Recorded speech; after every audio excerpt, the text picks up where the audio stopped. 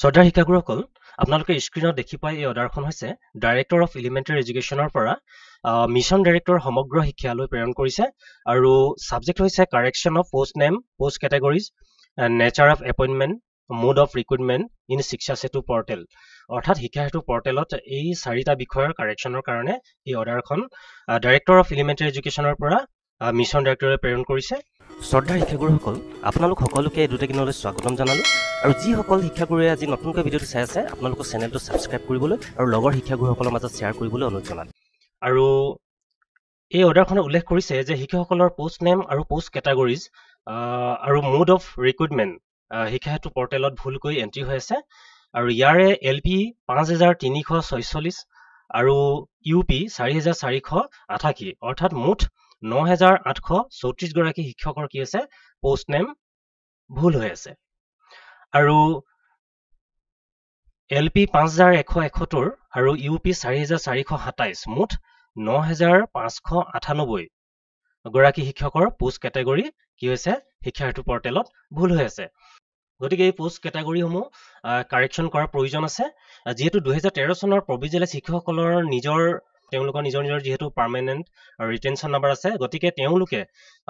তেওঁলোকৰ সকলো post regular গতিকে তেওঁলোকে এই কথাটো মন কৰিব আৰু তাৰ পিছতে আছে একমোডেট টিচাৰসকলে কি কৰিব পোষ্ট নেমটো একমোডেট হিচাপে উল্লেখ কৰিব আৰু তেওঁলোকৰ কেটাগৰি হ'ব একমোডেট টিচাৰ LP আৰু একমোডেট টিচাৰ UP আৰু ইয়াত উল্লেখ কৰিছে যে SRD শিক্ষকসকলে কি কৰিব লাগিব তেওঁলোকৰ পোষ্ট নেমটো ৰেগুলাৰ হিচাপে উল্লেখ কৰিব লাগিব আৰু তেওঁলোকৰ কেটাগৰি হ'ব পোষ্ট কেটাগৰি হ'ব এছিষ্টেণ্ট টিচাৰ LP SRD আৰু এছিষ্টেণ্ট টিচাৰ UP SRD। ইয়াৰ পিছত মোড অফ ৰিক্ৰুইটমেণ্ট ইয়াত উল্লেখ কৰিছে ডাইৰেক্ট ৰিক্ৰুইটমেণ্ট আৰু প্ৰভিন্সিয়েলাইজেশ্যন আছে কম্পেশ্যনেট এপইণ্টমেণ্ট OBB এপইণ্টমেণ্ট আৰু ষ্টিপেণ্ডাৰী এপইণ্টমেণ্ট আৰু একমডেশ্যন ইয়াত উল্লেখ কৰিছে